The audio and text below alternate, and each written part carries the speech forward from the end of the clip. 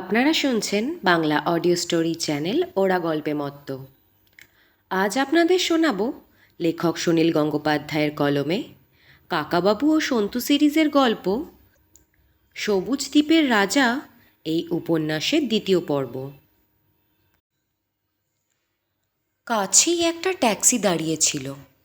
বাসের জন্য অপেক্ষা না করে ওরা ট্যাক্সিতে উঠে পড়ল।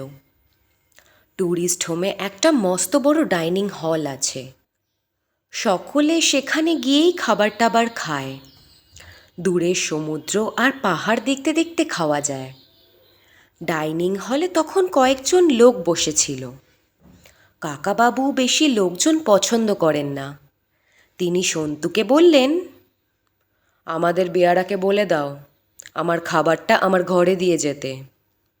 এই রে, সন্তু আবার বেয়ারাটার নাম ভুলে গেছে। এমন অদ্ভুত নাম মনে রাখাই যায় না। কি যেন ওর নাম? হুটোপাটি, খিটিমিটি, ঝুমঝুমি, গুংলাগুলা, টুংলাটুলা, ধূত, এই রকম সব কথাই মনে আসছে। কিরমিরি, ধাই ধপাস। সন্তু আবার ডাকতে লাগলো, ইয়ে, এই যে ইয়ে, শুনে যাও তো। রান্নাঘর থেকে বেরিয়ে এলো বেয়ারাটি। সন্তু তাকে হাতছানি দিয়ে কাছে ডেকে জিজ্ঞাসা করল, তোমার নামটা যেন কি বলেছিলে? লোকটা একগাল হাসল। হাসলে তাকে অদ্ভুত দেখায়, কারণ তার একটা দাঁত সোনা দিয়ে বাঁধানো। গায়ের রং কুচকুচে কালো। অন্য সব দাঁত ধপধপে সাদা, একটা দাঁত সোনালি। সে বলল, সাব, আমার নাম কড়কড়ি। কড়কড়ি? ও কড়কড়ি, হ্যাঁ তাই তো। আচ্ছা কড়কড়ি, তুমি আমাদের খাবারটা আমাদের ঘরে দিয়ে যাও। এখনই দিচ্ছি। সাব, একটা বাড়িয়া চিজ দেখবেন? কি? আসুন, আমার সঙ্গে আসুন। ডাইনিং হলের ডান পাশে একটা ছোট্ট বাগান। তারপর পাহাড়টা ঢালু হয়ে নেমে গেছে সমুদ্রে। বাগানের এক কোণে একটা গাছের সঙ্গে একটা অদ্ভুত জন্তু বেঁধে রাখা হয়েছে। সেটা মস্ত বড় একটা কচ্ছপের মতন, কিন্তু গাটা কাঁকড়ার মতন। কড়কড়ি ধরে ধরে টানতেই সেটা ক্রোক করে একটা রাগী আওয়াজ বার করল। সন্তু জিজ্ঞেস করল, এটা কি? এটা একটা ক্র্যাব সাব, ক্র্যাব। ক্র্যাব? তার মানে কাঁকড়া? এত বড় কাঁকড়া আবার ডাকে নাকি? হ্যাঁ সাব, আজ এটা রান্না করে আপনাদের খাওয়াবো। ক্র্যাব খান তো? এরকম একটা অদ্ভুত জিনিস নিশ্চয়ই কাকাবাবুকে দেখানো উচিত। সন্তু দৌড়ে গিয়ে কাকাবাবুকে ডেকে নিয়ে এলো। কাকাবাবুও চমকে গেলেন। কাছে গিয়ে ঝুঁকে ভালো করে দেখে বললেন, নাম শুনেছি। এগুলোকে বলে কোকোনাট রবার। এরা নারকোল গাছে উঠে নারকোল ভেঙে খায়। এদের গায়ে এত জোর। কড়কড়ি বলল, হ্যাঁ সাব, এরা কোকোনাট খায়। এটাকে ধরলে কি করে? এদের দাঁড়ায় তো খুব জোর। একটা পাথর দিয়ে মেরে উল্টো করে দিয়েছিলুম। ইস, ছি ছি, এরকম একটা প্রাণীকে মারতে আছে? এগুলো খুব রেয়ার, মানে খুব কম পাওয়া যায়। এই রকমভাবে মারলে পৃথিবী থেকে একদিন এরা শেষ হয়ে যাবে। সন্তু বলল, কাকাবাবু, কড়কড়ি বলছে এটা আজ ও আমাদের রান্না করে খাওয়াবে। কাকাবাবু দারুণ আপত্তি করে বললেন, না না না, এটাকে মারা উচিত নয়। এটাকে এক্ষুনি ছেড়ে দাও, আমি তোমাকে পয়সা দিয়ে দেব। কড়কড়ি খুব অনিচ্ছার সঙ্গে একটা ছুরি এনে দড়িটা কেটে দিল। কাঁকড়াটা তার গুলিগুলি চোখ নিয়ে ওদের দিকে তাকালো একবার, তারপর পেটের নিচ থেকে বার করলো তার দুটো দাঁড়া, প্রায় মানুষের হাতের মতন মোটা। কাকাবাবু বললেন, সাবধান, সরে দাঁড়াও সন্তু। ওই দাঁড়া দিয়ে একবার চিমটে ধরলে আর কিছুতেই ছাড়ানো যাবে না। কাঁকড়াটা দুবার ক্রোক ক্রোক শব্দ করল। তারপর হঠাৎ একটা মাকড়সার মতো তরতর করে নেমে গেল ঢালু জায়গাটা দিয়ে। ওরা ফিরে এলো নিজেদের ঘরে। খাবার খেয়ে নেওয়ার পর কাকাবাবু 3-4খানা বই একসঙ্গে খুলে তার মাঝখানে একটা ম্যাপ বিছিয়ে নিয়ে বসলেন। সন্তুকে বললেন, তুমি ইচ্ছে করলে এখন একটু এদিক ওদিক ঘুরে আসতে পারো। সন্তুর একটুও যাওয়ার ইচ্ছে নেই। একটু পরেই দাশগুপ্তবাবু আসবেন। কাকাবাবু তাকে বলবেন যে কোন রহস্যের সন্ধানে তিনি এখানে এসেছেন। সেটা সন্তুকে শুনতে হবে না। কাকাবাবু তো আর নিজের থেকে তাকে কিছুই বলবেন না। সন্তুও টেবিলে একটা বই খুলে বসে রইল। একটু বাদে হাওয়ার ঝাপটায় কাকাবাবুর ম্যাপটা উড়ে গিয়ে পড়ল মাটিতে। সন্তু তাড়াতাড়ি সেটা তুলে কাকাবাবুকে দিতে গেল। কাকাবাবু জিজ্ঞেস করলেন, তুমি ম্যাপ কি করে দেখতে হয় জানো? সন্তু বলল, হ্যাঁ জানি, ম্যাপের ওপর দিকটা সবসময় উত্তর দিক হয়। কাকাবাবু হাসলেন, বললেন, তা তো হয়। এই যে দেখো, ভারতবর্ষের ম্যাপে নিচের দিকে সমুদ্রের মধ্যে যে 2-1টা কালির ছিটের মতন থাকে, সেইগুলোই হচ্ছে আন্দামান নিকোবর দ্বীপপুঞ্জ। এখানে সেই দ্বীপগুলোরই আলাদা করে বড় ম্যাপ আঁকা হয়েছে। এই যে লম্বা মতন বড় দ্বীপটা দেখছো, সেটা আসলে 3টে দ্বীপ।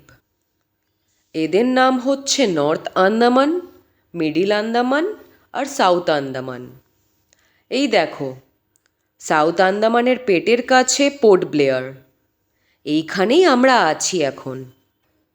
আরও কয়েকটা দ্বীপের নাম হলো নীল, হ্যাভলক, রস। এগুলো সব এক একজন সাহেবের নামে। সাহেবরা আসবার আগে এই দ্বীপগুলো ছিল জলদস্যুদের আড্ডা। জলদস্যুদের কথা শুনেই সন্তু চমকে উঠল। জলদস্যু, তার মানেই গুপ্তধন। ট্রেজার আইল্যান্ড বইটার গল্পের কথা মনে পড়ল। তাহলে কি কাকাবাবু এখানে গুপ্তধনের সন্ধানে এসেছেন? কাকাবাবু সবসময় পুরনো ইতিহাস বই পড়তে ভালোবাসেন। হয়তো সেই রকম কোনো বইতেই এখানকার গুপ্তধনের কথা আছে। কাকাবাবু বলতে লাগলেন, এদিককার সমুদ্র দিয়ে যেসব জাহাজ যেত, জলদস্যুরা হঠাৎ এসে আক্রমণ চালাতো সেগুলোর ওপর। একটা পর্তুগিজ জাহাজ তো আগুন দিয়ে পুড়িয়েই দিয়েছিল। শেষ পর্যন্ত জলদস্যুদের দমন করার জন্যই ব্রিটিশ সরকার এখানে একটা ঘাঁটি তৈরি করবে বলে ঠিক করল। কিন্তু জলদস্যুরা ছাড়াও এখানে আর একটা বিপদ ছিল। এই সব দ্বীপগুলোতে তখন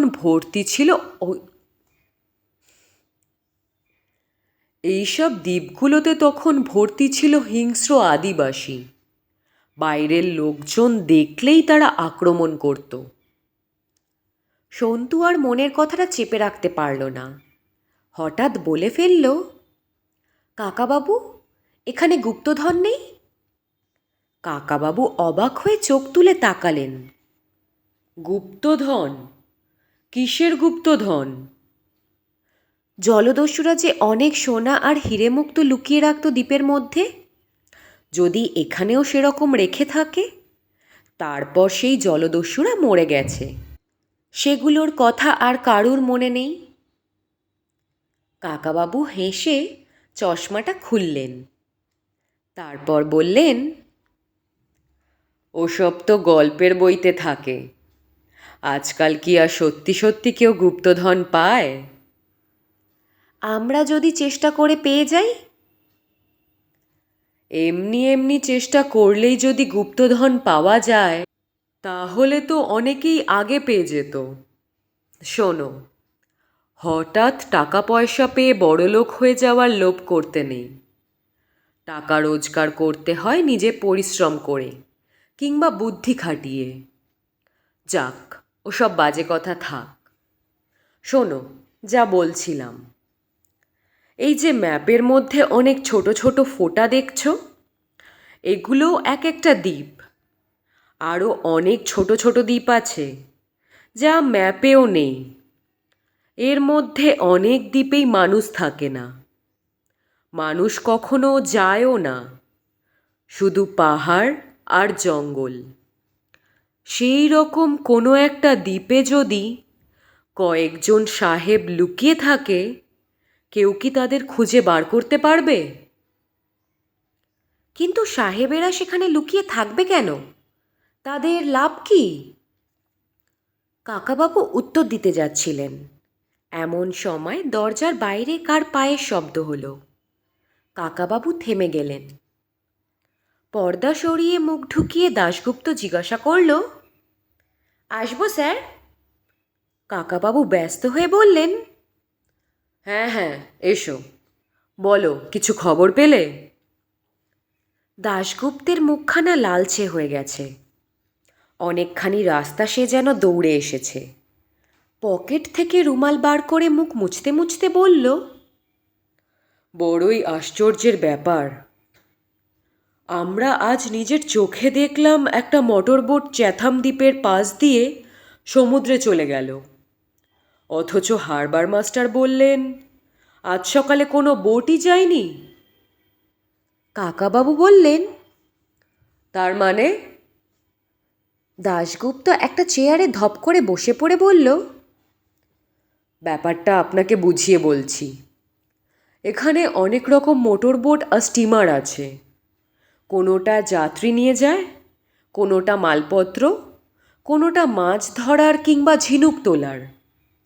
তাছাড়া আছে পুলিশের বোট। সবগুলোর নাম রেজিস্ট্রি করা আছে। কোনটা কোন সময় ছাড়ে বা ফিরে আসে তাও লিখে রাখতে হয়।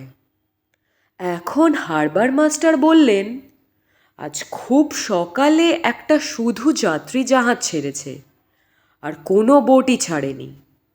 এমনকি অন্য সব বোট কোনটা এখন কোথায় আছে তারও হিসেব মিলে যাচ্ছে। সুতরাং সকাল 8টার সময় আর কোনো বোট যেতেই পারে না। কাকাবাবু রেগে উঠে বললেন, যেতেই পারে না মানে? তাহলে যেটা দেখলাম সেটা কি? দাশগুপ্ত বলল, আমিও তো সেই কথাই বললাম। আপনি দেখেছেন, আমি দেখেছি, সন্তু দেখেছে, আরও কয়েকজন স্থানীয় লোকও দেখেছে। তাহলে বলতে হবে একটা আলাদা মোটর বোট বেশি ছিল এখানে, যার খোঁজ কেউ রাখে না। কিন্তু সেটা কি করে সম্ভব? কাকাবাবু বললেন, খুব সহজেই সম্ভব। ঠিক আর একটা মোটর বোটের মতনই একই রকম চেহারা করে তার নাম লিখে কেউ আর একটা জাল বোট রেখেছিল এখানে। সেই জাল বোটটাই সাহেবদের নিয়ে পালিয়েছে। তুমি পুলিশকে এ খবর জানিয়েছ? হ্যাঁ স্যার, জানিয়েছি। পুলিশ আপনার কাছেও আসবে। স্যার, পুলিশ আপনার পরিচয়টাও জানতে চাইছিল। কাকাবাবু একটা চুরুট ধরালেন, ধোঁয়া ছেড়ে বললেন, আমার পরিচয় বিশেষ কিছু নেই। আমি একসময় ভারত সরকারের একটা চাকরি করতাম। একটা দুর্ঘটনায় আমার একটা পা নষ্ট হয়ে যাওয়ার পর আমি চাকরি ছেড়ে দিয়েছি। কিন্তু তারপর শুধু খেয়ে আর শুয়ে দিন কাটিয়ে দিই না। আমি কিছু কিছু রহস্য সমাধানের চেষ্টা করি। এগুলো সাধারণ খুনটুনের সমস্যা নয়। পৃথিবীতে এমন কতকগুলো রহস্যময় ব্যাপার আছে যার সমাধান মানুষ এখনও করতে পারেনি। যেমন ধরো, সাংহাইয়ের বাজারে অনেক দিন আগে একটা লোক নানা রকম জড়িবুটি, পশু পাখির হাড়, শেকড় বাকড় এইসব বিক্রি করত। একবার তার দোকানে দুটো দাঁত পাওয়া গেল। যে দুটো মানুষের দাঁত ছাড়া অন্য কারুর হতেই পারে না, কিন্তু সেই দাঁত দুটো ছিল 1 ইঞ্চি করে লম্বা। অত বড় দাঁত আজ পর্যন্ত কেউ কোনো মানুষের দেখেনি। অন্তত 10-12 ফুট লম্বা মানুষের অত বড় দাঁত থাকতে পারে। অত লম্বা মানুষ কি কখনো পৃথিবীতে ছিল? সব বৈজ্ঞানিকই বলেছেন মানুষ অত লম্বা কিছুতেই হতে পারে না। তাহলে দাঁত দুটো কোথা থেকে এলো? দাঁত দুটো তো ভেজাল নয়। অনেক পরীক্ষা করে দেখা গেছে সে দুটি খাঁটি মানুষের দাঁত। এই দাঁতের রহস্যের মীমাংসা আজও হয়নি। দাশগুপ্তর মুখখানা হাঁ হয়ে গেছে। তার সবকটা দাঁত দেখা যাচ্ছে, একটা চোখও ট্যাড়া হয়ে গেছে। বোঝা যাচ্ছে সে খুবই অবাক হয়ে গেছে। সাহেব আর মোটর বোটের সঙ্গে 1 ইঞ্চি লম্বা দুটো দাঁতের যে কী সম্পর্ক সে সেটা বুঝতেই পারছে না। সন্তুও বুঝতে পারেনি। কাকাবাবু আবার বললেন, দক্ষিণ আমেরিকার একটা জায়গায় কতগুলো বিরাট বিরাট পাথরের বল আছে। বলগুলো কত বড় জানো? একটা মানুষের চেয়েও বড়। সেই একটা বল এই ঘরের দরজা দিয়েও ঢুকবে না। বলগুলো পাথরের হলেও নিখুঁত গোল আর চকচকে। সেগুলো মাঠে ঘাটে ছড়ানো আছে। এখন রহস্য হচ্ছে কে বা কারা অত বড় বড় বল তৈরি করেছিল, কেনই বা করেছিল? ওই রকম বল দিয়ে তো আর ফুটবল খেলা যায় না। মানুষ এর রহস্যটাও আজও জানতে পারেনি। তারপর ধরো, সম্রাট কনিষ্কের মূর্তিতে কেন মুন্ডুটা নেই? কোথাও তার মুখের কোনো ছবি নেই কেন? সেটাও একটা রহস্য। আমি এই রকম রহস্যের সমাধানের চেষ্টা করি। কিছু একটা টের পেলে আমি ভারত সরকারকে চিঠি লিখে জানাই। সরকার তখন আমাকে নানান রকম সাহায্য দেয়। এইসব কথা তোমাকে বললাম বটে, তবে তুমি বেশি লোককে আমার কথা জানিও না। কাকাবাবু একটু থেমে আবার চুরুট টানতে লাগলেন। দাশগুপ্ত আর সন্তু দারুণ কৌতূহলীভাবে চেয়ে রইল তার দিকে। কাকাবাবু বললেন, এবার তোমরা জানতে চাইতে পারো এখানে আমি কোন রহস্যের সমাধানের জন্য এসেছি। এজন্য আন্দামানের ইতিহাসটা একটু জানা দরকার। ইংরেজরা মাত্র 100-1 বছর আগে এখানে এসেছিল বটে, কিন্তু তারও অনেক আগে অনেকের লেখায় এই দ্বীপের উল্লেখ আছে। এমনকি প্রায় 1500 বছর আগে একজন ভ্রমণকারী এই দ্বীপগুলোর পাশ দিয়ে গিয়েছিলেন। তিনি আন্দামানের নাম দিয়েছিলেন সোনার দ্বীপ। আরও অনেকে এটাকে সোনার দ্বীপ বলেছে। কেন? এই দ্বীপগুলোর কোথাও তো আর সোনা পাওয়া যায় না। তবু সোনার দ্বীপ নাম দেওয়া হয়েছিল কেন? তারপর ধরো, এই দ্বীপের যে আদিবাসী, তাদের মাথার চুল নিগ্রোদের মতন কোকড়া কোকড়া। এটাই বা কী করে হলো? ভারত কিংবা বর্মা কিংবা ইন্দোনেশিয়া, যেগুলো এর কাছাকাছি দেশ, সেখানকার লোকেদের মাথার চুল তো এইরকম নয়। তাহলে এই লোকগুলো এলো কোথা থেকে? এটা রহস্য নয়? দাশগুপ্ত আস্তে আস্তে বলল, তা বটে, এগুলো রহস্যই বটে। কাকাবাবু বললেন, কিন্তু আমি এইসব রহস্য সমাধানের জন্যও আসিনি। আমি এসেছি অন্য কারণে। কাকাবাবু উঠে গিয়ে সুটকেস থেকে একটা ফাইল আনলেন। তার মধ্যে অনেক পুরনো খবরের কাগজের পাতা কেটে কেটে জমিয়ে রাখা আছে। সেগুলো ওল্টাতে ওল্টাতে তিনি বললেন,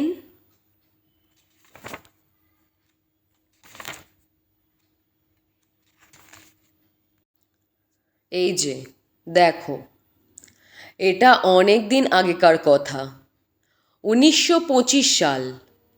তার মানে 51 বছর আগে ডক্টর স্মিরনভ নামে একজন রাশিয়ান বৈজ্ঞানিক এখানে বেড়াতে এসেছিলেন। তারপর তিনি নিরুদ্দেশ হয়ে যান। কেউ আর তার খোঁজ পায়নি। অনেকের ধারণা তিনি ডুবে মারা গেছেন, কিন্তু তার দেহটাও খুঁজে পাওয়া যায়নি। তিনি খুব নামকরা লোক ছিলেন। তারপর দেখো, এটা 1937 সাল। পোল্যান্ড থেকে এসেছিলেন দুজন বৈজ্ঞানিক। তাদের মধ্যে একজনের নাম শুধু কাগজে ছাপা হয়েছিল, মিস্টার জার্জেস্কি। আর তার সঙ্গী, এরা দুজনেও নিরুদ্দেশ হয়ে যান। তারপর 1941 সালে আবার রাশিয়া থেকে এলেন এক অধ্যাপক, জুসকভ। ইনিও নিরুদ্দেশ। এর বেলায় খুব হইচই হয়েছিল। জাহাজ নিয়ে সমুদ্রেও খোঁজাখুঁজি হয়েছিল, তবু পাওয়া যায়নি। এরপর 1953 সালে আবার দুজন, 57 সালে একজন, 1964 সালে একসঙ্গে 3জন বৈজ্ঞানিক উধাও হয়ে যান। পুরনো খবরের কাগজ থেকে আমি এগুলো বার করেছি। কেন একসঙ্গে এতগুলো বৈজ্ঞানিক এই একই জায়গায় এসে নিরুদ্দেশ হয়ে গেছে? দাশগুপ্ত তাড়াতাড়ি বলল, স্যার, এর দু একটা ঘটনা আমিও শুনেছি, তবে এই রহস্যের মীমাংসা করা তো শক্ত নয়। এইসব ব্যাপার তো পুলিশও জানে। আপনি জারোয়াদের কথা শুনেছেন? কাকাবাবু বললেন, শুনেছি। আন্দামানের দ্বীপগুলোতে 5 ধরনের আদিবাসী ছিল এক সময়। এর মধ্যে অন্যরা শান্ত হয়ে গেলেও দুটো জাত খুবই হিংস্র ছিল। এরা হচ্ছে সেন্টিনেলিস আর জারোয়া। সেন্টিনেলিসরা থাকতো অনেক দূরে, আলাদা একটা দ্বীপে। জারোয়ারা কিন্তু কাছেই থাকে, দক্ষিণ আর মধ্য আন্দামানের গভীর বনের মধ্যে। এই জারোয়ারা সাংঘাতিক হিংস্র। সভ্য লোক দেখলেই খুন করে। সাধারণ লোক কেউ ওদের এলাকায় যায় না। সাহেবদের তো বেশি সাহস হয়, তারা ওই জঙ্গলে ঢুকেছে আর জারোয়াদের বিষ মাখানো তীর খেয়ে মরেছে। এ তো খুব সোজা ব্যাপার। ভেবে দেখুন স্যার, জারোয়ারা এমন দুর্দান্ত যে পুলিশ পর্যন্ত ওদের ধার ঘেঁষে না। এমনকি ওদের সংখ্যা যে কত তা পর্যন্ত গোনা যায়নি। কাকাবাবু শান্তভাবে বললেন, না, ব্যাপারটা অত সোজা নয়। কয়েকটা লোক খুন হয়েছে বা নিরুদ্দেশ হয়েছে, সে খোঁজ নিতেও আমি আসিনি। সে তো পুলিশের কাজ। রহস্য হচ্ছে এইসব বৈজ্ঞানিকেরা এখানে এসেছিল কেন। প্রায় 50 বছর ধরে পৃথিবীর বিভিন্ন জায়গা থেকে কিছু বৈজ্ঞানিক এখানে এসেছে খুন হবার জন্য বা নিরুদ্দেশ হবার জন্য। বৈজ্ঞানিকেরা এত বোকা হয় না। তারা এসেছিল নিশ্চয়ই কোনো উদ্দেশ্য নিয়ে। সেই উদ্দেশ্যটা যে কী তা এখনো জানা যায়নি। আমি এসেছি সেটাই জানতে। দাশগুপ্ত চেঁচিয়ে বলে উঠল, তাহলে এই যে সাহেব দুটো? কাকাবাবু বললেন, হ্যাঁ, এবার ঠিক ধরেছ। এই সাহেব দুটোরও নিশ্চয়ই কোনো উদ্দেশ্য আছে। শুধু এই দুজন কেন, আমার ধারণা আরও কয়েকজন এসেছে এরই মধ্যে। তারাও কোথাও লুকিয়ে আছে। ফাইলটা মুড়ে রেখে কাকাবাবু জিজ্ঞাসা করলেন, আমাদের জন্য লঞ্চের ব্যবস্থা করা হয়েছে? দাশগুপ্ত বলল, হ্যাঁ স্যার, লঞ্চ রেডি। আপনি যখন খুশি ব্যবহার করতে পারেন। কাকাবাবু উঠে দাঁড়িয়ে বললেন, চলো, আমি এক্ষুনি বেরিয়ে পড়তে চাই। তীরের কাছে সমুদ্রের জল খানিকটা ফিকে নীল আর সবুজে মেশানো। একটু দূরেই গেলে গাঢ় নীল। দূরে দূরে দু একটা ছোট ছোট দ্বীপ দেখা যায়। একটু পরেই মোটর বোটটা গভীর সমুদ্রে পড়ল। মোটর বোটটা ছোট, কিন্তু খুব জোরে যায়। বিরাট বিরাট ঢেউয়ের ওপর দিয়েও অনায়াসে চলে যাচ্ছে। শঙ্কর নারায়ণ নামে একজন সেই বোটটা চালাচ্ছে। তার সঙ্গে রয়েছে আরও দুজন লোক। সন্তু ভেবেছিল সমুদ্রের ওপর দিয়ে মোটর বোট চেপে যেতে তার দারুণ লাগবে। তার বন্ধুদের মধ্যে কারুর তো এরকম অভিজ্ঞতা হয়নি কখনো। কিন্তু খানিকটা পরেই আর তার ভালো লাগলো না। কীরকম যেন মাথা ঘুরতে লাগলো। পেটের মধ্যেও মুচড়ে মুচড়ে উঠছে। তার ঘুমোতে ইচ্ছে করছে। সন্তু নিজেই আশ্চর্য হয়ে গেল। বেড়াতে এসে এই রকম তো কখনো হয় না তার। সমুদ্র দেখতে একঘেয়ে লাগছে। একসময় সে শুয়ে পড়ল কাঠের বেঞ্চের ওপর। কাকাবাবু সামনের দিকে এক দৃষ্টে তাকিয়ে বসেছিলেন। একবার পেছন ফিরে সন্তুকে শুতে দেখেই তিনি উঠে এলেন। কাছে এসে বললেন, কি সন্তু, শরীর খারাপ লাগছে? সন্তু লজ্জিতভাবে বলল, না না, এই এমনি একটু শুয়ে আছি। তারপর সে তাড়াতাড়ি উঠে বসার চেষ্টা করল। তার ভয় হলো, তার শরীর খারাপ দেখলে কাকাবাবু যদি তাকে ডাকবাংলোয় রেখে আসার কথা বলেন। কাকাবাবু জিজ্ঞাসা করলেন, মাথা ঘুরছে? পেট ব্যথা করছে?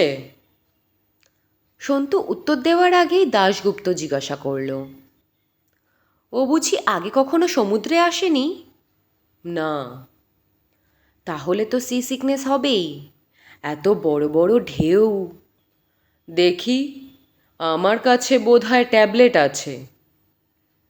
কাকাবাবু তার বড় চামড়ার ব্যাগ হাতড়ে দুটো ট্যাবলেট বার করলেন। ওই ব্যাগটার মধ্যে অনেক কিছু থাকে, এমনকি কাঁচি, গুলি সুতো, আঠার শিশি পর্যন্ত সন্তু দেখেছে। কাকাবাবু বললেন, এই ট্যাবলেট দুটো খেয়ে নাও সন্তু, তারপর শুয়ে থাকো। যদি বমি পায় বমি করে ফেলবে, লজ্জার কিছু নেই। সন্তুর সত্যি সত্যিই একটু একটু বমি পাচ্ছিল, কিন্তু অতি কষ্টে চেপে রইল। পেটের মধ্যেও যেন সমুদ্রের ঢেউ ওঠানামা করছে। সন্তু একসময় ঘুমিয়েই পড়েছিল। হঠাৎ দাশগুপ্তর চিৎকারে জেগে উঠল। দাশগুপ্ত বলল, ওই দেখুন, ওই দেখুন। সন্তু ধড়মড় করে উঠে বসে বলল, কি কি? দাশগুপ্ত সমুদ্রের মাঝখানে একদিকে আঙুল তুলে বলল, ওই যে, দেখতে পাচ্ছ? সন্তু দেখল একটু দূরে জলের মধ্যে একটা খয়েরি তিনকোনা জিনিস উঁচু হয়ে আছে। কি ওটা? হাঙর, ওই দেখো আর একটা। হাঙর ওই রকম দেখতে? ওইটুকু তো শুধু পাখনা, বাকি হাঙরটা জলের নিচে আছে। ক্রমে 10-12টা হাঙরের পিঠের পাখনা দেখা গেল। দাশগুপ্ত সন্তুকে ভয় দেখিয়ে বলল, দেখেছ তো, এখানে একবার জলে পড়লে আর বাঁচবার উপায় নেই। হাঙরগুলো 1 মিনিটে শেষ করে দেবে। কাকাবাবু একটা দূরবীন চোখে লাগিয়ে বসেছিলেন। খানিকটা দূরেই একটা দ্বীপ দেখা যাচ্ছে। তিনি দাশগুপ্তকে একটু ধমক দিয়ে বললেন, হঠাৎ ওই রকমভাবে চেঁচিয়ে ওঠো না। আমি ভাবলাম তুমি বুঝি কোনো মানুষজন দেখতে পেয়েছ। দাশগুপ্ত আবার চুপ করে গেল। কাকাবাবু আবার জিজ্ঞাসা করলেন, এই যে দ্বীপগুলো দেখা যাচ্ছে, এগুলোতে নামা যায়? দাশগুপ্ত বললেন, না স্যার, জেটি না থাকলে নামবেন কি করে? বেশি কাছে গেলে তো বোট বালিতে আটকে যাবে। একেবারে কাছে না গিয়ে যদি খানিকটা দূরে বোট দাঁড় করিয়ে জলে নেমে পড়া যায়। দাশগুপ্ত একেবারে আঁতকে উঠল। চোখ দুটো টলগুলির মতো গোল গোল করে বলল, না না, তা কখনো হয় না। এখানে যেখানে সেখানে জলে নামতে যাবেন না, তাহলেই হাঙর এসে একেবারে ক্যাচ করে পাকেটে নিয়ে চলে যাবে। তাই নাকি? হ্যাঁ স্যার, সত্যি কথা। একবার আমাদের চেনা একজনের পা কেটে নিয়েছিল। কাকাবাবু একটু হেসে বললেন, আমার তো একটা পা এমনিতেই অকেজো হয়ে আছে। হাঙর কি মানুষের দুটো পাই কেটে নিয়ে যায়? সব সময় তো শুনি ওরা মানুষের এক পাই কাটে, আরেক পা রেখে যায়। দাশগুপ্ত মজাটা বুঝল না। সে তখনও ভয় পাওয়া গলায় বলল, ওসব চিন্তা ছাড়ুন। আপনি কি 200টা দ্বীপের প্রত্যেকটাতেই নেমে নেমে দেখতে চান? সে তো অসম্ভব ব্যাপার। এই দ্বীপে মানুষ থাকতে পারে? কি করে পারবে? খাবার জল কোথায়? সমুদ্রের জল তো আর খাবার উপায় নেই। চারিদিকে এত জল, দেখে দেখে চিত্তমোর হয়েছে বিকল। এইসব দ্বীপে কেউ 2 দিন থাকলে জল তেষ্টাতেই শুকিয়ে মরবে। তাহলে যেসব দ্বীপে মানুষ থাকে সেখানে কিভাবে জল পাওয়া যায়? সে তো ঝর্ণার জল। যেসব দ্বীপে বড় বড় পাহাড় আছে সেখানে ঝর্ণাও আছে, খুব মিষ্টি জল। কাকাবাবু শুধু বললেন, হুম। মোটর বোটটা এবার মূল সমুদ্র ছেড়ে খাঁড়িতে ঢুকল। খাঁড়ি মানে দুপাশে দ্বীপ, তার মাঝখান দিয়ে সমুদ্রের রাস্তা।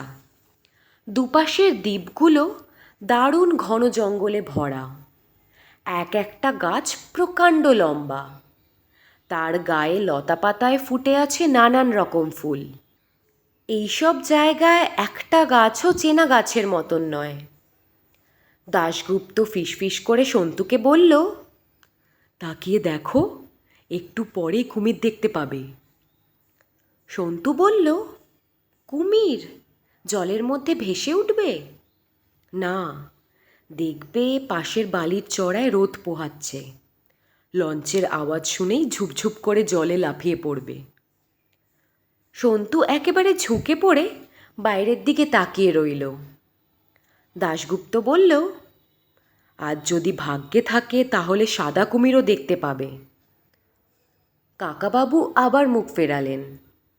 দাশগুপ্তকে বললেন, কি বাজে কথা বকছো? সাদা কুমির আবার হয় নাকি? হ্যাঁ স্যার, হয়, মাঝে মাঝে দেখা যায়। একবার একটা বিরাট তিমি মাছও এসে পড়েছিল নিকোবরের দিকে। তার কঙ্কালটা রাখা আছে পোর্ট ব্লেয়ারে। আর কুমির আর হাঙরের যা লড়াই বাঁধে না স্যার, সে একটা দেখার মতন জিনিস। কাকাবাবু হঠাৎ ডান দিকে ঘুরে বললেন, মানুষ, ওই যে মানুষ দেখা যাচ্ছে। সন্তু কুমির দেখলে যতটা উত্তেজিত হতো, কাকাবাবু মানুষ দেখে তার থেকেও বেশি উত্তেজিত হয়ে পড়লেন। সত্যি দেখা গেল বনের মধ্যে 2টো খাকি প্যান্ট পরা লোক ভেতর দিকে হেঁটে যাচ্ছে। দাশগুপ্ত কিন্তু বেশি উত্তেজিত হলো না, বলল, হ্যাঁ, এদিকে বন বিভাগের কিছু লোক কাঠ কাটতে আসে, কিন্তু ওদের শুধু বাঁ দিকেই দেখতে পাবেন, ডান দিকে পাবেন না। কেন? এই দিকের জঙ্গলে কারুর নামা নিষেধ। এই দিকের জঙ্গলেই জারোয়ারা থাকে। সন্তু জিজ্ঞাসা করল, জারোয়া কি? এই রে, এর মধ্যেই ভুলে গেছো? তখন বললাম যে জারোয়া হচ্ছে খুব হিংস্র একটা জাত। তারা জামা কাপড় পরে না, তারা বিষাক্ত তীর মারে। আমাদের মতন লোক দেখলেই তারা খুন করতে চায়। কাকাবাবু জিজ্ঞাসা করলেন, এই যে এখান দিয়ে মোটর বোট কিংবা স্টিমার যায়, এর ওপর তারা তীর মারে না? হঠাৎ যদি তীর ছুটতে শুরু করে, দাশগুপ্ত বলল, সেই জন্যই দেখবেন একটু পরে পরেই পুলিশের ক্যাম্প বসানো আছে। পুলিশ ওদের সমুদ্রের ধারে আসতে দেয় না। ওদের দেখলেই গুলির আওয়াজ করে ভয় দেখায়। ওরা বন্দুককে খুব ভয় পায়। সন্তু বলল, ওদের বন্দুক নেই বুঝি? বন্দুক কি বলছো? ওরা আগুন জ্বালাতেই জানে না। ওরা লোহার ছুরির ব্যবহারও করতে জানে না। ওদের যে তীর তার ডগা লোহার নয়, এমনি সরু বাঁশের তীর, কিন্তু সেগুলোতে সাংঘাতিক বিষ মাখানো থাকে।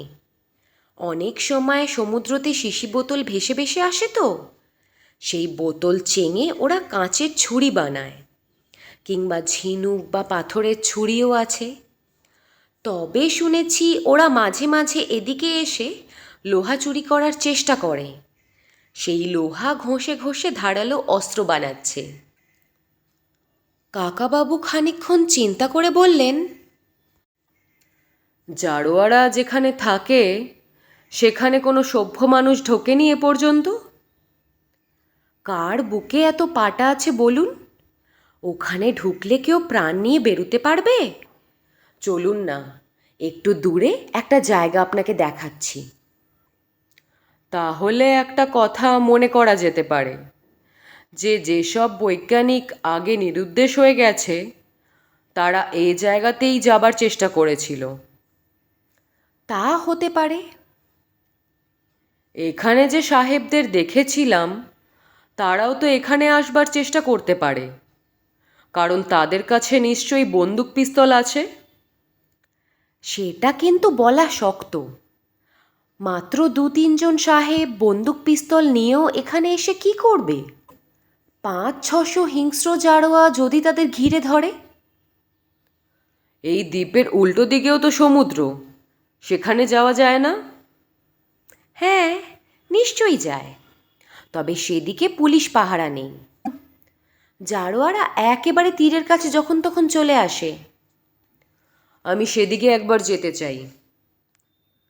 দাশগুপ্ত আবার অবাক হয়ে বলল, এখন?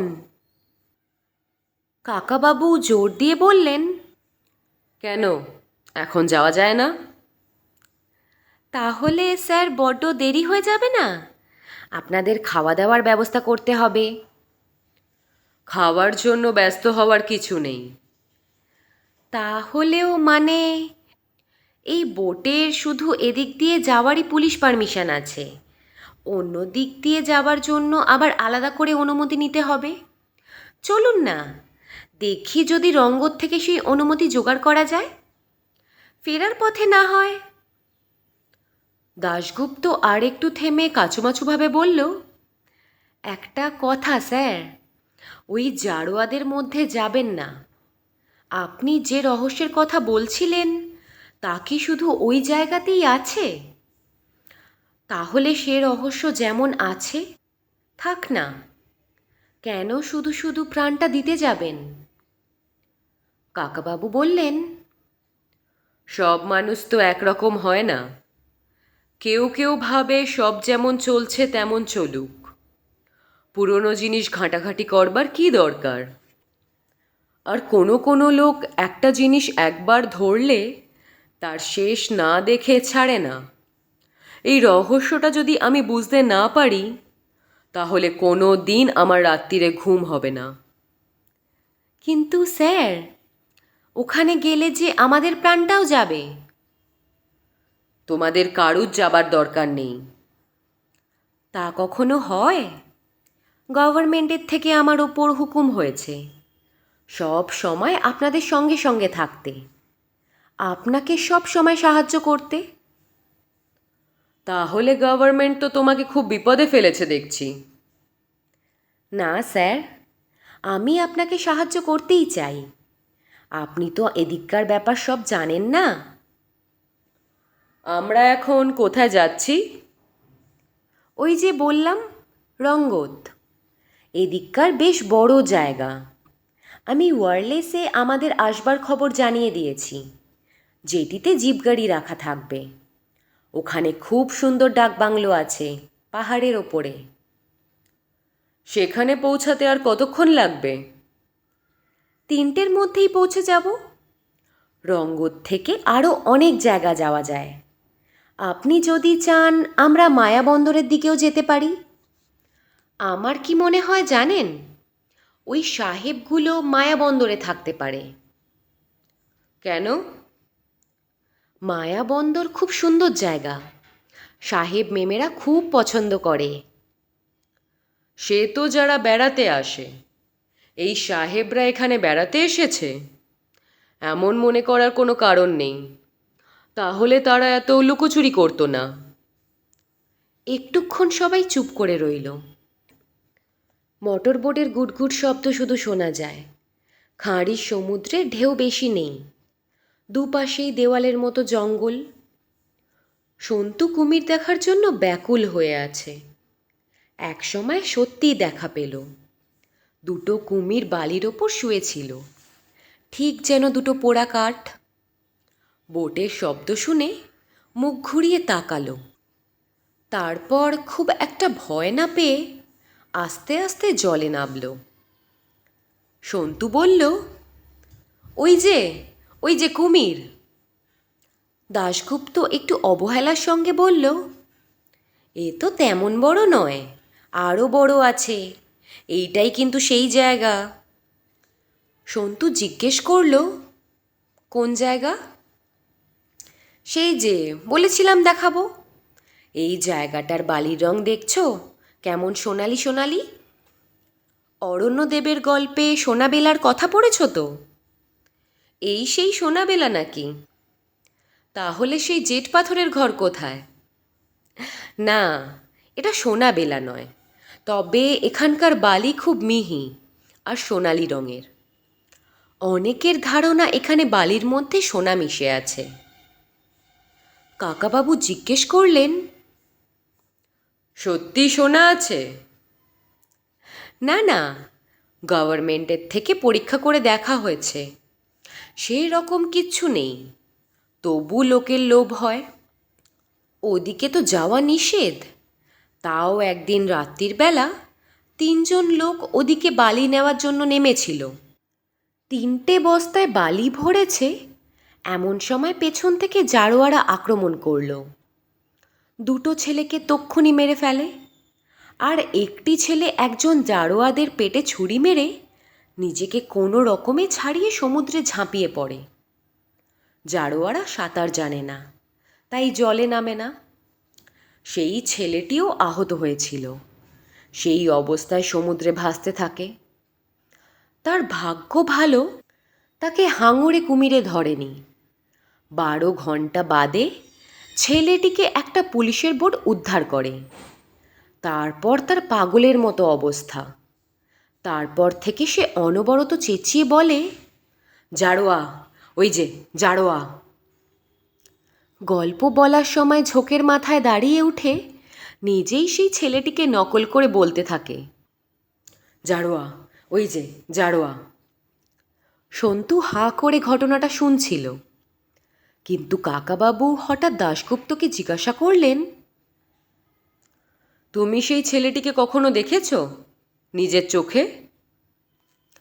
দাশগুপ্ত থতমত খেয়ে বলল, তা দেখিনি, তবে সবাই এটা জানে।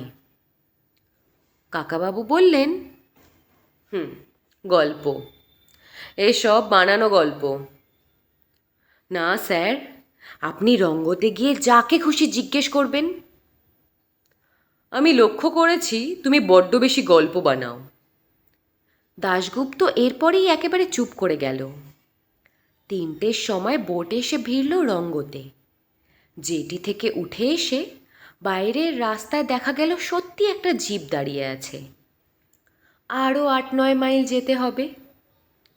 সন্তু গিয়ে জিপে উঠে বসেছে। কাকাবাবু জিপে উঠতে গিয়েও থেমে গিয়ে বললেন, আমার চশমাটা বোটে ফেলে এসেছি। দাশগুপ্ত বলল, আমি নিয়ে আসছি স্যার। না, আমিই আনছি। কাকাবাবু ক্রাচ খটখট করে নিজেই এগিয়ে গেলেন জেটির দিকে। তারপর একটু বাদে মোটর বোটটায় ইঞ্জিনের ঘটঘট আওয়াজ শোনা গেল। দাশগুপ্ত চেঁচিয়ে উঠল, আরে বোটটা ছেড়ে গেল যে! কাকাবাবু গেলেন কোথায়? সন্তু তাড়াতাড়ি ছুটে এলো জেটির কাছে। মোটর বোটটা সাঁ করে জল কেটে বেরিয়ে যাচ্ছে। দাশগুপ্ত তার পাশে এসে বলল, সর্বনাশের ব্যাপার, মোটর বোটটা আপনা আপনি চলতে লাগলো নাকি? তাহলে কি হবে? শঙ্করনারায়ণ, শঙ্করনারায়ণ! বোটের চালক শঙ্করনারায়ণও বোটটার দিকে তাকিয়ে দেখছে। লোকটি খুব কম কথা বলে। এবার সে বলল, বোট কখনো আপনা আপনি চলে? ওটা তো উনি চালাচ্ছেন। দাশগুপ্তর চোখ টেরা আর মুখ হাঁ হয়ে গেছে। সে ভয় পাওয়া গলায় বলল, উনি নিজে বোট চালাচ্ছেন?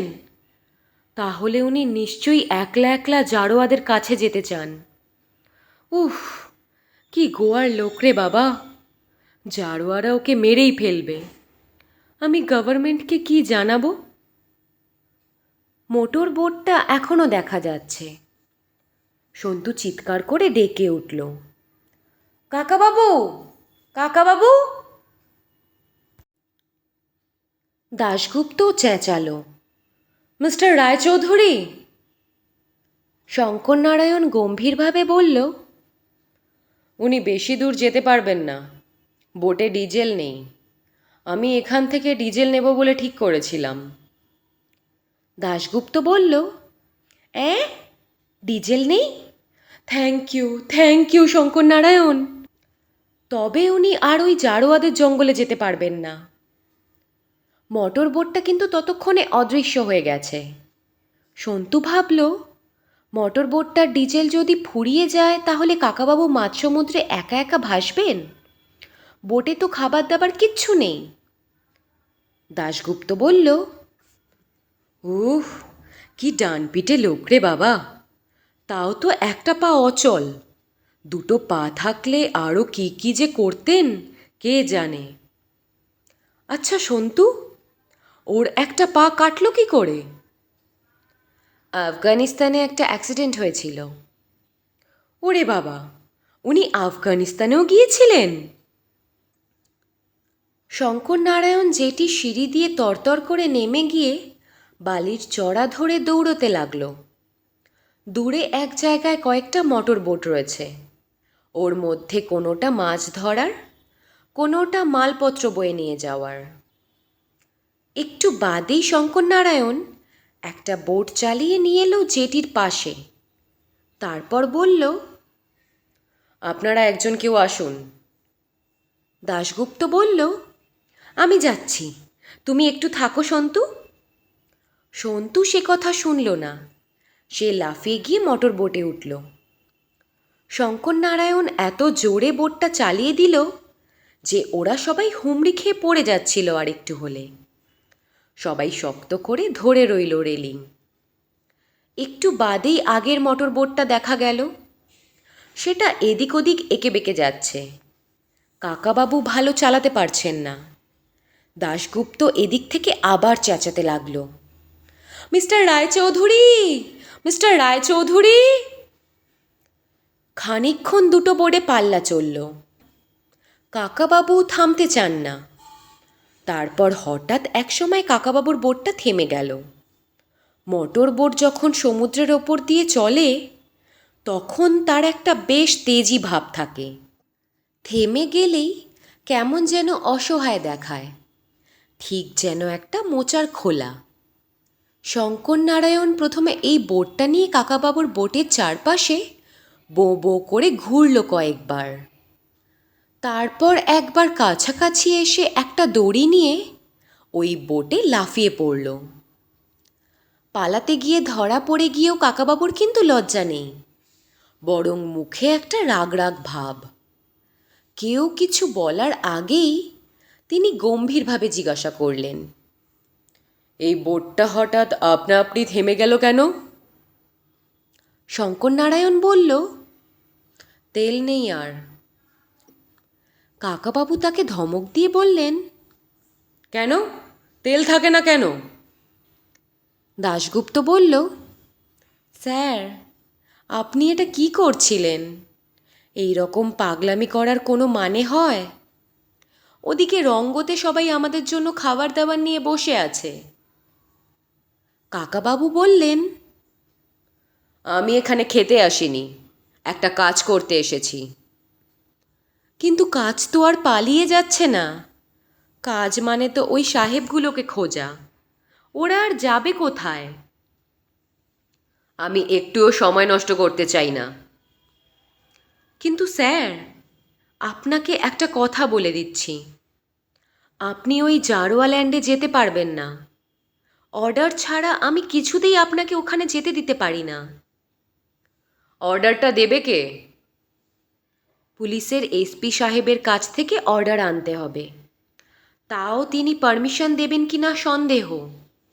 কয়েকজন সাহেব ছবি তোলবার জন্য এসেছিল, তাও দেওয়া হয়নি।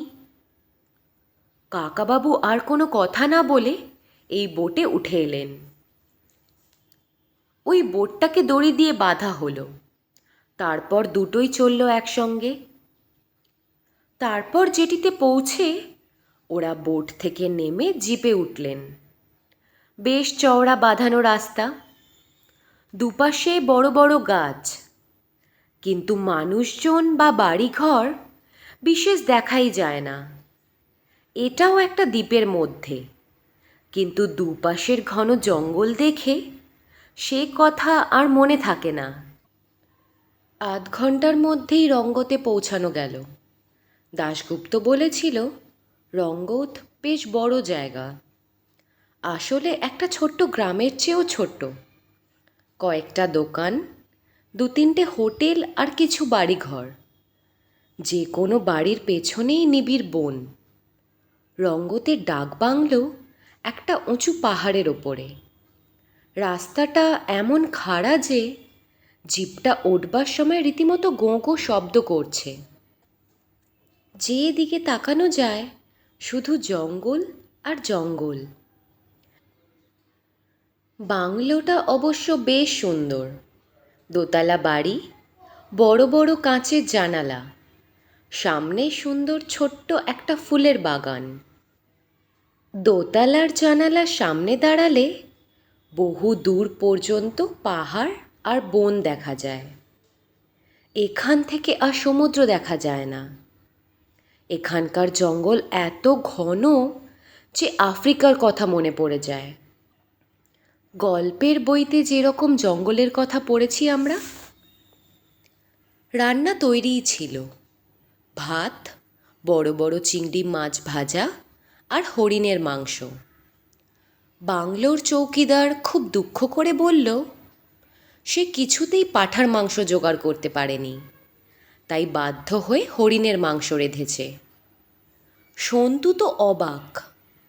পাঁঠার মাংস তো সে কতই খেয়েছে, কিন্তু হরিণের মাংস খাওয়াই দারুণ ব্যাপার। এখানে হরিণের মাংস খুবই সস্তা, এমনকি এক এক দিন বিনা পয়সাতেও পাওয়া যায়। মাছ তো সস্তাই।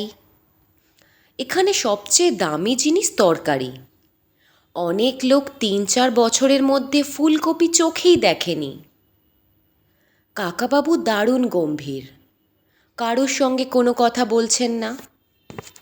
সন্তু কাকাবাবুর এই স্বভাবটা জানে।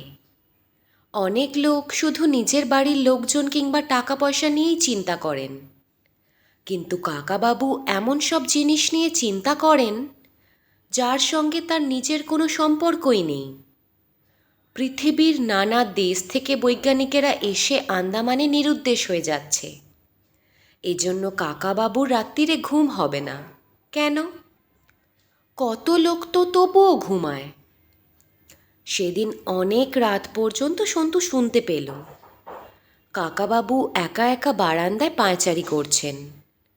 বারান্দাটা কাঠের। সেখানে কাকাবাবুর ক্রাচের শব্দ হচ্ছে।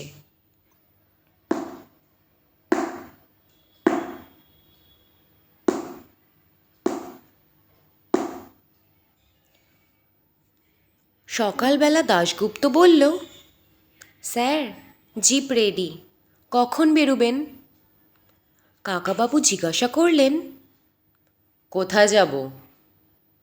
যেখানে আপনার খুশি। এখানে কত বেড়াবার জায়গা আছে। চিত্রকূট যাবেন? চিত্রকূট যাবেন? আমি এখানে বেড়াতে আসিনি দাশগুপ্ত। চিত্রকূট নামটা শুনে সন্তুর খুব কৌতূহল হলো।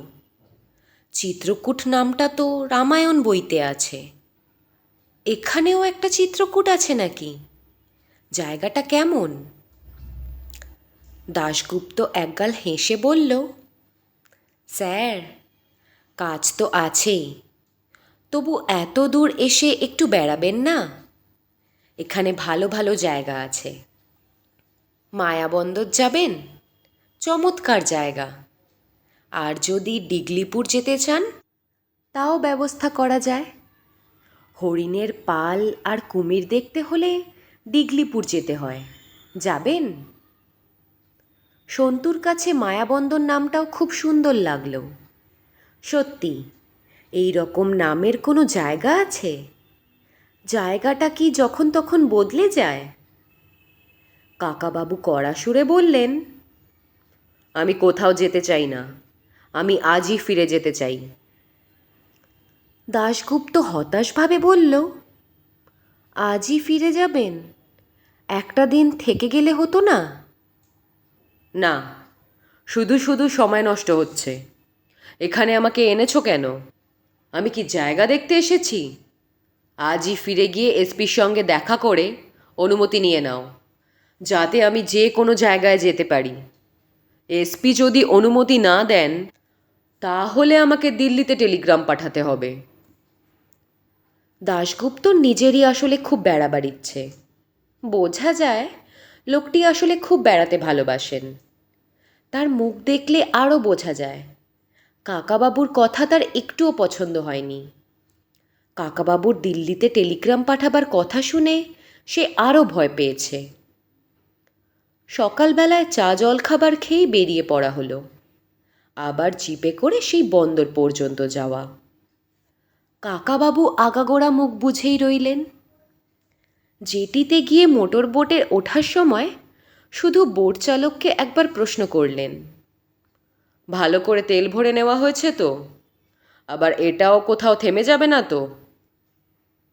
এই প্রথম শঙ্করনারায়ণকে হাসতে দেখল সন্তু। সে বলল, না স্যার, থামবে না। আশা করছি ঘন্টা চারেকের মধ্যে পোর্ট ব্লেয়ারে পৌঁছে যাব। ঠিক আছে, চলো। আশ্চর্যের ব্যাপার, মোটর বোটটা ছাড়বার পরই কাকাবাবু চোখ বুজে ঘুমিয়ে পড়লেন। আসবার সময় তিনি চারদিক দেখতে দেখতে আসছিলেন, কিন্তু এখন আর তার কোনো আগ্রহই নেই। সন্তু কিন্তু খুব আগ্রহের সঙ্গেই চোখ মেলে রইল। এবার তার পেট ব্যথা হচ্ছে না কিংবা বমিও পাচ্ছে না। আসবার সময় সে শুধু ডান দিকটা দেখেছিল, এবার বসলো বাঁ দিকে। যদি আবার কুমির বা হাঙর দেখা যায়। ঘণ্টা দেড়েক পরে ওরা সেই জায়গাটায় এসে গেল যেখানে জারোয়ারা থাকে। সেই বালির চড়াটাও দেখা গেল, যেটার নাম দাশগুপ্ত বলেছিল সোনাবেলা।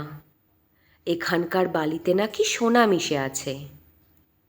ভুল হচ্ছে কিনা মিলিয়ে দেখবার জন্য সন্তু দাশগুপ্তকে জিজ্ঞাসা করল, এইটা সেই জায়গা না যেখানে কয়েকটা ছেলে নেমেছিল আর জারোয়ারা হঠাৎ এসে আক্রমণ করল? দাশগুপ্ত বলল, হ্যাঁ, ঠিক চিনেছ। তারপর দাশগুপ্ত ফিসফিস করে বলল, তোমাকে তখন আমি ঘটনাটা বললাম, আর তোমার কাকাবাবু বিশ্বাস করলেন না।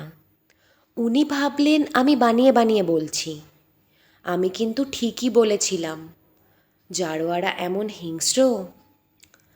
কাকাবাবু এই সময় চোখ মেলে বললেন, আমি এখনও তোমার কথা বিশ্বাস করি না। তার মানে কাকাবাবু সব শুনছিলেন, সজাগই ছিলেন উনি। কাকাবাবু উঠে দাঁড়ালেন, তারপর হুকুমের সুরে বললেন, বোট ঘোরাও, আমি এই বালির চরে নামব। দাশগুপ্ত বলল, সে কি, অসম্ভব! আপনাকে কিছুতেই নামতে দেব না, স্যার। আপনাকে বললাম না, অর্ডার ছাড়া এখানে নামা যায় না। আপনি কি প্রাণটা খোয়াতে চান? কাকাবাবু হঠাৎ এবার কোটের পকেট থেকে তার রিভলভারটা বার করলেন। তারপর সেটা উঁচু করে তুলে বললেন, আমি যা বলছি তাই শুনতে হবে। বোর্ড ঘোরাও। কাকাবাবু খটখট করে এসে শঙ্কর নারায়ণের ঘাড়ের কাছে রিভলভারটা চেপে ধরে বললেন, শঙ্কর নারায়ণ, তুমি খুব ভালো ছেলে। আমার কথা শুনে চলো, নইলে তোমাকে আহত করে আমি নিজেই বোর্ড ঘোরাবো। শঙ্কর নারায়ণ একটাও কথা উচ্চারণ না করে খাঁড়ির ডান দিকে মোটর বোট ঘোরালো। সেটা বালির চরে এসে থামবার পর কাকাবাবু নিজের ক্রাচ নিয়ে অতি কষ্টে নামলেন। হাত ব্যাগটাও নিয়ে নিলেন। তারপর বললেন, তোমরা সবাই ফিরে যাও, আমার জন্য চিন্তা করতে হবে না।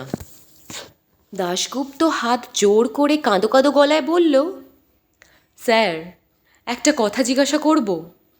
আপনি কেন এখানে যাচ্ছেন?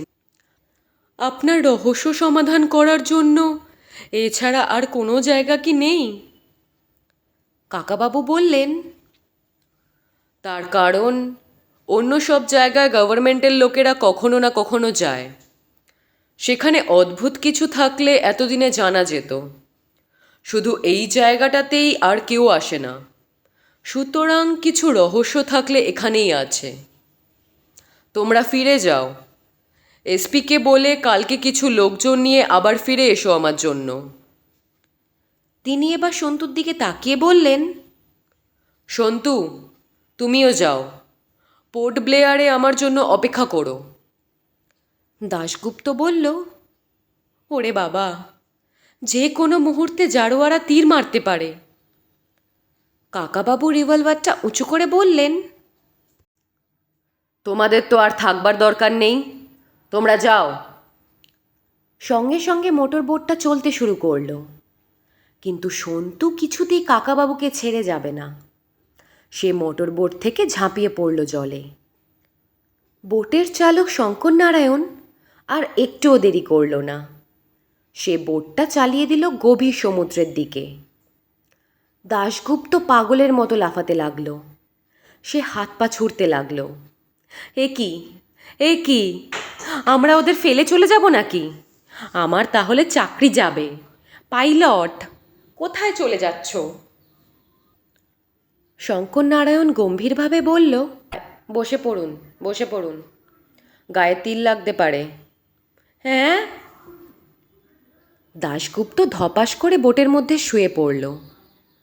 শঙ্কর নারায়ণ বলল, সবাই মিলে একসঙ্গে মরে যাওয়ার কোনো মানে আছে? আমরা ওখানে আর একটুক্ষণ থাকলেই জারোয়ারা তীর মারত। কিন্তু ওদের কি হবে? মিস্টার রায়চৌধুরীর কাছে রিভলভার আছে। তিনি গুলি ছুঁড়ে ভয় দেখিয়ে জারোয়াদের আটকাবার চেষ্টা করতে পারেন। পারবেন কি না জানি না। আমাদের উচিত পুলিশের এসপি সাহেবকে সব কিছু জানানো। তারপর পুলিশ নিয়ে এসে যদি ওদের বাঁচানো যায়। মোটর বোটটা অনেক দূর চলে এসেছে। এখন দ্বীপের সেই জায়গাটা দেখা যায় না, শুধু দেখা যায় জঙ্গল। ওর মধ্যে বিষাক্ত তীর নিয়ে লুকিয়ে আছে জারোয়ারা। ওখানে বাইরের লোক যে একবার গেছে, সে আর ফেরেনি। দাশগুপ্ত ফোঁস করে দুটো দীর্ঘশ্বাস ফেলল। তারপর তার এমনই দুঃখ হলো যে চোখের ওপর হাত চাপা দিয়ে ঘুমিয়ে পড়ল। পোর্ট ব্লেয়ারে পৌঁছাতে পৌঁছাতে বিকেল হয়ে গেল। এসপি সাহেব অফিসে নেই। দাশগুপ্ত তক্ষুনি ছুটল তার বাড়িতে। সেখানে গিয়েও এক দারুণ খারাপ খবর শুনল। এসপি সাহেব এইমাত্র লিটল আন্দামান রওনা হয়ে গেছেন। দাশগুপ্ত হতাশ হয়ে মাটিতে বসে পড়েছিল। কিন্তু এসপি সাহেবের আরদালি বলল, সাহেব এইমাত্র বেরিয়েছেন, এখনও বোধহয় জেটিতে গেলে তাকে ধরতে পারবেন। দাশগুপ্ত আবার দৌড়ালো জেটির দিকে। দূর থেকে দেখল এসপি নিজস্ব মোটর বোট তখনও দাঁড়িয়ে আছে সেখানে, কিন্তু যে কোনো মুহূর্তে ছাড়বে। চিমনি দিয়ে ধোঁয়া বেরোচ্ছে। সে চেঁচাতে লাগলো, দাঁড়াও দাঁড়াও, পাইলট, বোট ছেড়ো না। কোনো রকমে জেটিতে এসে সে লাফিয়ে মোটর বোটের মধ্যে গিয়ে পড়ল। এসপি সাহেবের মোটর বোটটা শুধু তার নিজস্ব ব্যবহারের জন্য। ভেতরে তার বসবার জায়গাটা সিংহাসনের মতন, লাল ভেলভেট দিয়ে মোড়া। এসপি সাহেবের চেহারাটাও দারুণ, টকটকে ফর্সা রং, বিশাল মোটা গোঁফ মিশে গেছে তার লম্বা জুলফির সঙ্গে। অনেকটা হরতনের গোলামের মতন মুখ, কোমরে চওড়া বেল্টে গোজা রিভলভার, পায়ে কালো জুতো চকচক করছে। তিনি পা ছড়িয়ে বসে চোখ বুঝেছিলেন। দাশগুপ্ত ধড়াম করে লাফিয়ে পড়তেই তিনি চোখ মেলে কটমট করে তাকালেন, হুঙ্কার দিয়ে বললেন, এখানে লাফালাফি করছো কেন? সার্কাস দেখাতে এসেছো? দাশগুপ্ত বলল, স্যার, সর্বনাশ হয়ে গেছে। কিসের সর্বনাশ? তোমার তো রোজই একটা করে সর্বনাশ হয়। না স্যার, সেই যে মিস্টার রায়চৌধুরী, যিনি ইন্ডিয়া গভর্নমেন্টে চিঠি নিয়ে এসেছিলেন, তিনি জারোয়াদের জঙ্গলে নেমে গেছেন। কি? এসপি সাহেব এবার সোজা হয়ে বসলেন, এমনভাবে দাশগুপ্তর দিকে তাকালেন যেন ওকে একেবারে পুড়িয়ে ছাই করে দেবেন। তুমি সঙ্গে ছিলে, তাও উনি নেমে গেলেন কি করে? দাশগুপ্ত হাত জোর করে বলল, স্যার, আমার দোষ নেই। আমি অনেক বারণ করেছিলুম, উনি কিছুতেই শুনলেন না, জোর করে নেমে গেলেন। কতক্ষণ আগে? প্রায় 3 ঘন্টা আগে। তাহলে দেখো গিয়ে এতক্ষণে তার মৃতদেহ সমুদ্রে ভাসছে। লোকটা কি পাগল না রামবোকা? লোকটা তো রোগা আর এক পা খোঁড়া, ওকে জোর করে আটকে রাখতে পারলে না? স্যার, ওর কাছে রিভলভার আছে। এসপি সাহেব আবার আঁতকে উঠলেন, চিৎকার করে বললেন, রিভলভার কে দিয়েছে? কার হুকুমে রিভলভার নিয়ে গেছে? জানি না, আগেই ওর কাছে ছিল।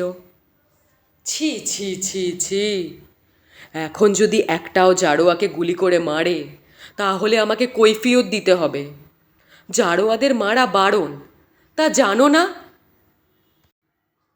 তা তো জানি, কিন্তু উনি যে সে কথা শুনলেন না। বাঘসিংহই শিকার করা বন্ধ হয়ে গেছে, আর উনি কি মানুষ শিকারে গেছেন?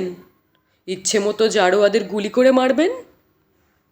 উনি গেছেন সেই রহস্যের সন্ধানে। চুলোয় যাক রহস্য। জারোয়ারা আপন মনে নিজেদের দ্বীপে আছে, কে ওনাকে বলেছে ওখানে গিয়ে তাদের বিরক্ত করতে? রিভলভার থাকলেও উনি বেশিক্ষণ বাঁচতে পারবেন না। নিজে তো মরবেনই, আমাদেরও চাকরি নিয়ে টানাটানি হবে। এখন কি উপায় হবে স্যার?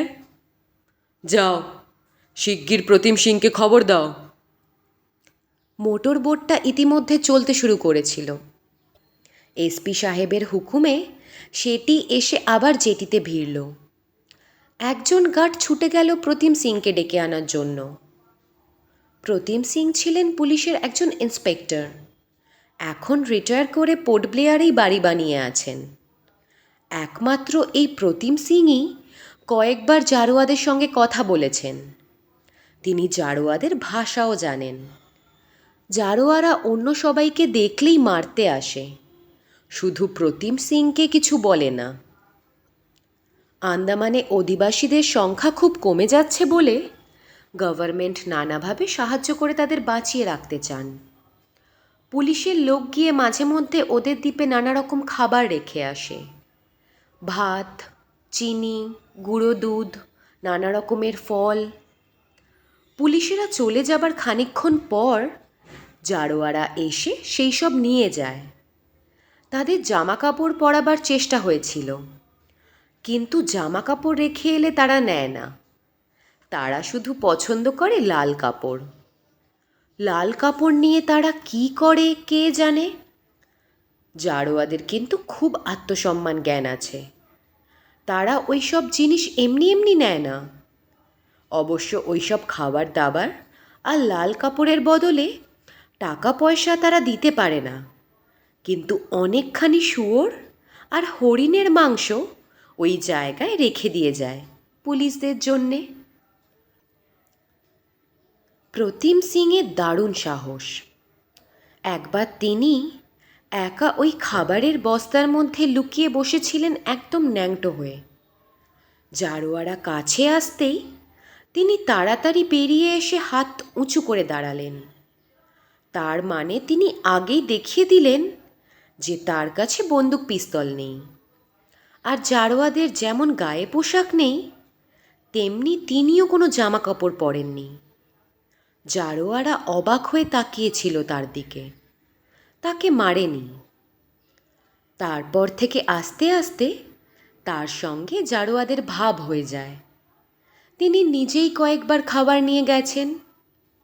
এরপরে তিনি জামা কাপড় পরে গেলেও জারোয়ারা আর তাকে অবিশ্বাস করেনি। এখন অবশ্য তিনি বুড়ো। এখন আর পুলিশের কেউ জারোয়াদের কাছে যেতে সাহস করে না।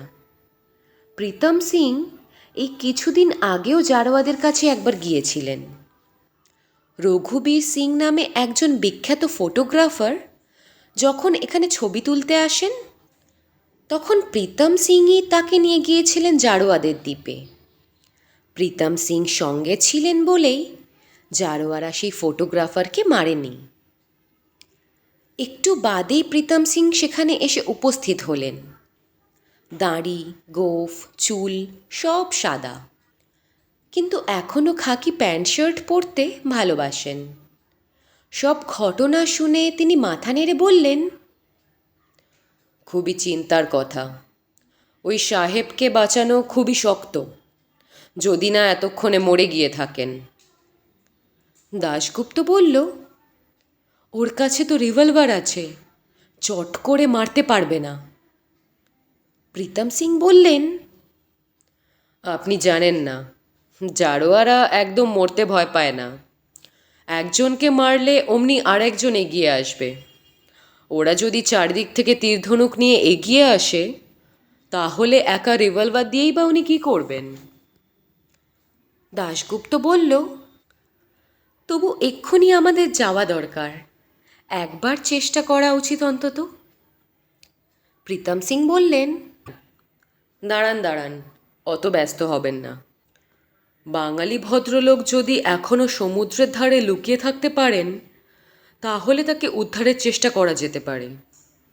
কিন্তু জঙ্গলের মধ্যে একবার ঢুকে পড়লে আর উপায় নেই। জারোয়াদের সঙ্গে আমার ভাব হয়েছিল বটে, কিন্তু খাতির হয়নি। ওরা খুব কম কথা বলে। ওদের ভাষাতেই মোট 30-40টার বেশি শব্দ নেই। ওরা আমাকে মাটিতে দাগ কেটে দেখিয়ে বলেছিল আমি যেন তার ওপাশে কখনো না যাই। বনের ভেতরে আমাকে কোনোদিনও যেতে দেওয়া হয়নি। আমার মনে হয় ওদের মধ্যে একজন এমন কেউ আছে যার খুব বুদ্ধি। তার কথাই ওরা মেনে চলে। একটা কিছু জিজ্ঞাসা করলে ওরা সেদিন তার উত্তর না দিয়ে পরের দিন দিত। আমি অনুরোধ করেছিলাম একবার ওদের সারা দ্বীপটা ঘুরে দেখার জন্য। ওই দ্বীপের ভেতরে তো সভ্য মানুষ কেউ যায়নি, ওখানে কি আছে কেউ জানে না। কিন্তু পরের দিন এসে বলেছিল, না, যাওয়া চলবে না। সেই দিনই মাটিতে দাগ কেটে সীমা টেনে দেয়। দাশগুপ্ত বলল, আমার সঙ্গে পুলিশ নিয়ে যাব। আপনি শুধু ওদের একটু বুঝিয়ে বলবেন যে আমরা ওদের সঙ্গে শত্রুতা করতে আসিনি। আমার সে কথা ওরা শুনবে না। এইরকম চেষ্টা কি আগে হয়নি? অনেকবার হয়েছে, কোনো লাভ হয়নি। একবার কি হয়েছিল শুনবেন? প্রীতম সিং এসপি সাহেবের দিকে তাকিয়ে বললেন, স্যার, আপনি তখন এখানে আসেননি। সেই সময় এসপি ছিলেন মিস্টার ভার্মা। তার কথা মতন পুলিশেরা ফাঁদ পেতে 3জন জারোয়াকে ধরে ফেলে জ্যান্ত অবস্থায়। তারপর তাদের হাত পা শিকলে বেঁধে নিয়ে আসা হলো। পোর্ট ব্লেয়ারে এনে তাদের শিকল খুলে দিয়ে খুব আদর যত্ন করা হলো। খাওয়ানো হলো ভালো ভালো খাওয়ার। হেলিকপ্টারে চাপিয়ে তাদের দ্বীপ আর অন্য সব দ্বীপ দেখিয়ে আনা হলো। অর্থাৎ তাদের বোঝানো হলো যে আমরা তাদের শত্রু নই, আমরা তাদের মারতে চাই না। তাদের দ্বীপটাই শুধু পৃথিবী নয়, বাইরে আরও কত জায়গা আছে, কত রকম মানুষ আছে। 3 দিন বাদে তাদের ফিরিয়ে দিয়ে আসা হলো তাদের দ্বীপে, যাতে তারা গিয়ে অন্যদের বলতে পারে যে সভ্য লোকেরা তাদেরকে মারেনি, বরং আদর করেছে। তারপর কি হলো বলতে পারেন? এসপি সাহেব বললেন, হ্যাঁ, আমি শুনেছি ঘটনাটা। পরদিন দেখা গেল সেই 3 জন জারোয়ার মৃতদেহ সমুদ্রে ভাসছে। প্রীতম সিং বললেন, অন্য জারোয়ারা তাদের মেরে ফেলেছে। তারা মনে করে সভ্য লোকেদের ছোঁয়া লেগে ওই 3 জন অপবিত্র হয়ে গেছে। তাহলেই বুঝুন ওরা কতটা ঘেন্না করে আমাদের। দাশগুপ্ত বলল, তবে কি আমরা কিছুই করব না, এখানে চুপ করে বসে থাকব? এসপি বললেন, উনি একটা বয়স্ক লোক, নিজে যদি ইচ্ছে করে সেখানে যেতে চান তাহলে নিজেই তার ঠেলা বুঝবেন। আমাদের কি করার আছে? তা বলে আমরা লোকটাকে বাঁচাবার চেষ্টা করব না? আমার কাছে দিল্লি থেকে অর্ডার এসেছে ওকে সব রকমভাবে সাহায্য করার। স্যার, এক্ষুনি চলুন পুলিশ ফোর্স নিয়ে। এসপি বললেন, তারপর জারোয়ারা যখন ঝাঁকে ঝাঁকে তীর ছুড়বে, সেগুলো কি আমরা খেয়ে হজম করে ফেলবো? প্রীতম সিং বললেন, বনের মধ্যে ওরা কিছুতেই ঢুকতে দেবে না, তাহলে লড়াই লেগে যাবে। দাশগুপ্ত বলল, দরকার হলে আমাদের গুলি চালাতে হবে, উপায় কি? এসপি সাহেব বললেন, আমরা শুধু শুধু ওদের মারব কেন? ওই ভদ্রলোককে কে ওখানে যেতে বলেছিল? সারা পৃথিবীতে রটে যাবে যে আমরা আমাদের আদিবাসীদের গুলি করে মারি। প্রীতম সিং মাথা নাড়তে নাড়তে বললেন, বাঙালি ছাড়া এমন উদ্ভট শখ আর কারুর হয় না। জারোয়াদের গুলি করে মারা আমিও সমর্থন করি না। দাশগুপ্ত এসপি সাহেবের হাত জড়িয়ে ধরে বলল, স্যার, একটা কিছু ব্যবস্থা করতেই হবে।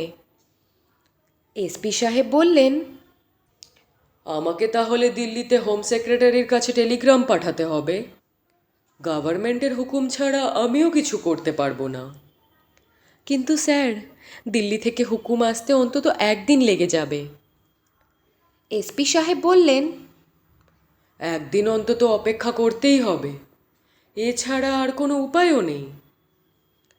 দাশগুপ্ত প্রায় কান্না কান্না গলায় বলল, ওর সঙ্গে সেই ছোট্ট ছেলেটিও আছে। হায় হায়, এতক্ষণে ওদের কি হয়েছে কি জানি। আপনারা এতক্ষণ শুনছিলেন লেখক সুনীল গঙ্গোপাধ্যায়ের কলমে কাকাবাবু ও সন্তু সিরিজের গল্প সবুজ দ্বীপের রাজা উপন্যাসের 2য় পর্ব। এই গল্পের শেষ পর্বটি আসতে চলেছে খুব শীঘ্রই ওরা গল্পে মত্ত চ্যানেলে। আচ্ছা শ্রোতা বন্ধুরা, আপনারা যারা প্রতিনিয়ত ওরা গল্পে মত্ত চ্যানেলে গল্প শুনছেন, তাদের অনেকেই গল্পগুলিকে লাইক ও চ্যানেলটিকে সাবস্ক্রাইব করাকে এড়িয়ে যাচ্ছেন। বন্ধুরা, আমি আপনাদের শুধুমাত্র রিকোয়েস্ট করতে পারি, আপনারা প্লিজ লাইক, শেয়ার ও সাবস্ক্রাইব করুন।